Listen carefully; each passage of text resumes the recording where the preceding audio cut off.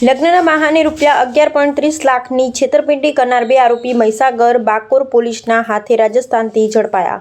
બાકોર પોલીસની સફળ કામગીરી નાસ્તા ફરતા આરોપીઓને સિમલવાડા રાજસ્થાન ખાતેથી મહીસાગર બાકોરે ઝડપી પાડ્યા। મહીસાગર જિલ્લાના બાકોર પોલીસ સ્ટેશનમાં નોંધાયેલ છેતરપિંડીના ગુનામાં નાસ્તા ફરતા 2 આરોપીઓને બાકોર પોલીસે રાજસ્થાન રાજ્યના ડુંગરપુર જિલ્લાના સિમલવાડા વિસ્તારમાંથી ઝડપી પાડી કાયદેસરની કાર્યવાહી હાથ ધરી છે। પંચમહાલ ગોધરા રેન્જના નાયબ પોલીસ મહાનિરીક્ષક વિધિ ચૌધરી, મહીસાગર જિલ્લા પોલીસ અધિક્ષક સફીન હસન અને સંતરામપુર વિભાગના નાયબ પોલીસ અધિક્ષક જીએલ ચૌધરીના માર્ગદર્શન હેઠળ બાકોર પોલીસ સ્ટેશનના પોલીસ ઇન્સ્પેક્ટર જેવી પટેલની આગેવાનીમાં પોલીસ હ્યુમન સોર્સિસ અને ટેકનિકલ એનાલિસિસના આધારે તપાસ હાથ ધરી હતી।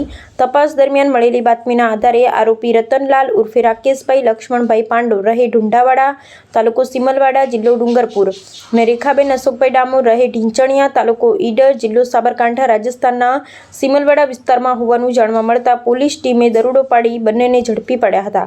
પ્રાથમિક તપાસ મુજબ આરોપીઓએ ફરિયાદી રિંકેશ કુમાર જીતુભાઈ પટેલને લગ્નના બહાને વિશ્વાસમાં લઈ ખોટી ઓળખ આપી લગ્નની નકલી વિધિ કરાવી હતી। આરોપી મહિલાએ પોતાનું નામ બદલીને રજૂ કર્યું હતું, જ્યારે અન્ય આરોપીએ દુલ્હનના ભાઈ તરીકે ખોટી ઓળખ આપી હતી।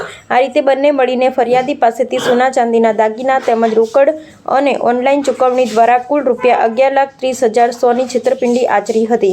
પોલીસના જણાવ્યા મુજબ આરોપીઓની કાર્ય પદ્ધતિ લગ્ન માટે આતુર અને અપરિણિત પુરુષોને નિશાન બનાવી ખોટા લગ્ન કરાવી નાણાં અને દાગીના પડાવી લેવાની હતી। આ સમગ્ર કામગીરીમાં મહીસાગર જિલ્લાના બાકોર પોલીસ સ્ટેશનના પોલીસ ઇન્સ્પેક્ટર જેવી Patel, police sub inspector RC Chauhan સહિત પોલીસ સ્ટાફના અન્ય કર્મચારીઓએ મહત્વપૂર્ણ ભૂમિકા ભજવી સફળતા મેળવી હતી।